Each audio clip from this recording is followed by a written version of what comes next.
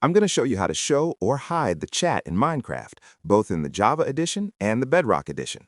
If this video is helpful, consider subscribing to the channel to support us. First, in the Java edition, from the main menu, click on Options, then select Chat Settings. Here, in the top left corner, you'll see the Chat option. You can set it to Hidden, Shown, or Commands Only. To change between these options, simply click until you reach the setting you want. After that, click Done, and you're all set. Now, in the Bedrock edition, you need to be inside a world to change the chat settings. Once you're in-game, press Enter to open the chat. Then click the gear icon, Settings, in the corner of the chat window. To disable the chat, turn on Mute All Chat and Mute Emote Chat, and the chat will no longer appear. You'll also find other chat options here, such as font size, line spacing, chat color, and more.